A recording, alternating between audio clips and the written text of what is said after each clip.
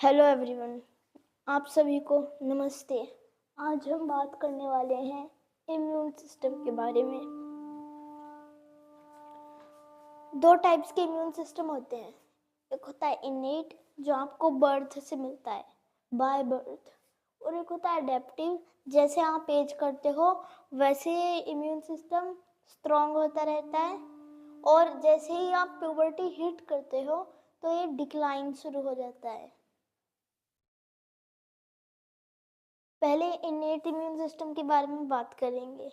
इनेट immune system पहले line of defence है, जिसमें macrophage, neutrophil, natural killer cell, complement proteins, basophils, eosinophils और mast cells आती हैं। इन सबका काम बताता हूँ। मैक्रोफेज ये फर्स्ट प्राइमरी गार्ड है, जो कि हमेशा ऑलमोस्ट ऑल एपिथेलियल टिश्यूज के आसपास प्रेजेंट होता है, ब्लड में सर्कुलेट करता रहता है वगैरह। न्यूट्रोफिल्स ये हमेशा ब्लड में रहते हैं। जब मैक्रोफेज इनको कॉल करते हैं तो ये नसों में से फ्लूइड रिलीज कर उधर से बाहर आते हैं और बैटलफील्ड में फ्लूइड रिलीज कर देते हैं, जिससे कि मैक्रोफेज का मूवमेंट आसानी से हो जाता है।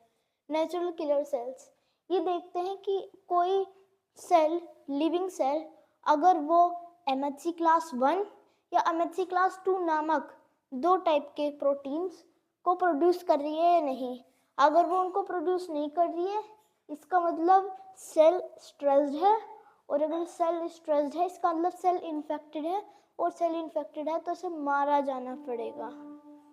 इनका ये काम होता है, और वो सेल को सुसाइड कमिट करवा देती हैं।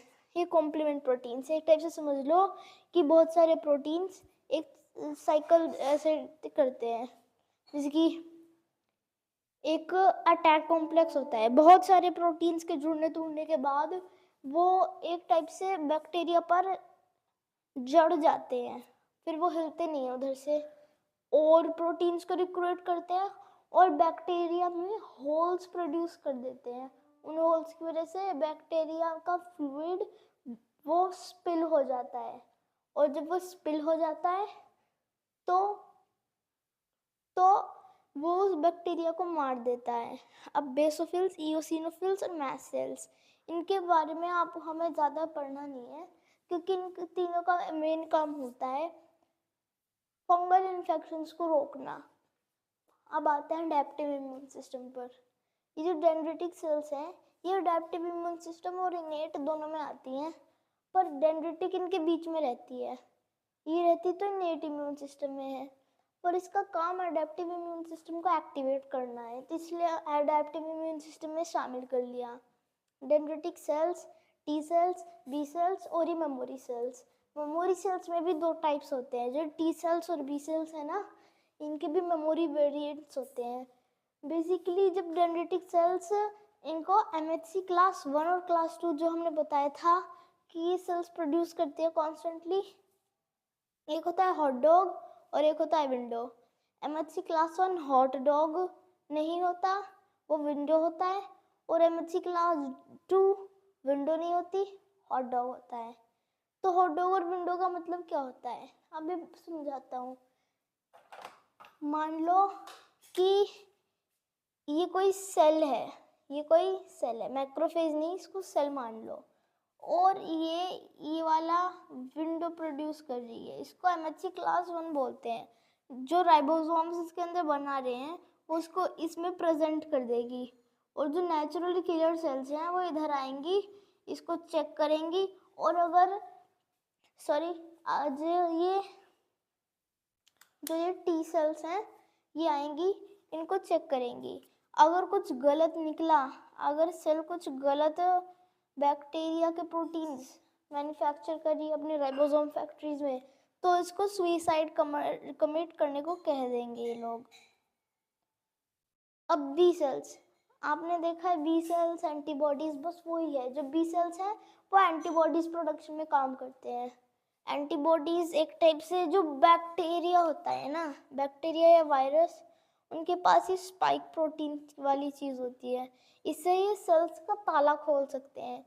सेल्स में ताला लगा रहता है, ऐसे सोचो, और उस ताले को खोलने की चाबी इनका काम होता है। ये रही चाबी, और ये रहा ताला, खुल जाएगा और इनको एक्सेस मिल जाएगा सेल का।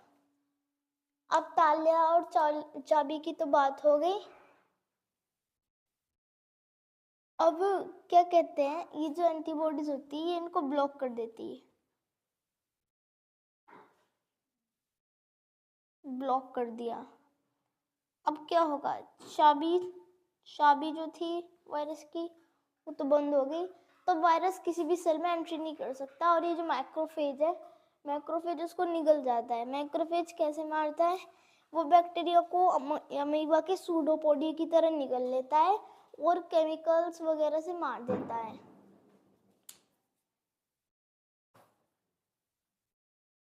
ये भी जो बी सेल्स हैं ये भी मॉर्फ करते हैं।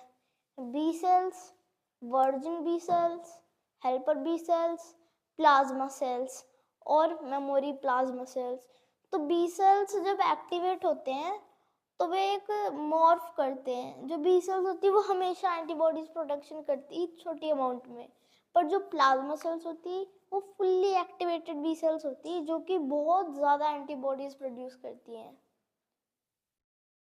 ये टी सेल्स के भी 2 टाइप्स होते हैं, सॉरी 3 टाइप्स, वर्जिन, हेल्पर और किलर। जो किलर होता है मैंने बताया था, वह एमएचसी क्लास 1 और क्लास 2 को चेक करता है। अगर कुछ गलत मिला तो सीधा उसको कमिट करने को बोल देता है, सुसाइड। इसका एक और रहता है, इसका वर्जिन वाला वर्जन रहता है। वर्जिन वाला वर्जन जो होता है वो एक टाइप से हेल्पर और किलर का वर्जन रहता है। स्टैंड बाय मोड, एक टाइप से हेल्पर थोड़ा सा शांत रहता है, किलर थोड़ा सा अग्रेसिव मतलब कि एग्रेसिव रहता है। तो वर्जिन किल भी करता है पर वो स्टैंड बाय मोड रहता है, स्टैंड बाय मोड, समझ गए। उसके पास हेल्पर टी सेल्स वाले कुछ भी एट्रीब्यूट्स नहीं है, पर बस बीच में है, वो अलग है, वो स्टैंड बाय मोड पर रहता है। और जो हेल्पर टी सेल्स होती वो, जिसकी ये मैक्रोफेज 100 बैक्टीरिया या वायरस खाकर अपना पेट भर लेते हैं, फिर एग्जॉस्ट हो जाते हैं और खुद कमिट करने लगते हैं सुसाइड, क्योंकि अब उनको बॉडी की ऊर्जा खत्म नहीं करनी, ये सुसाइड कमिट कर देंगे।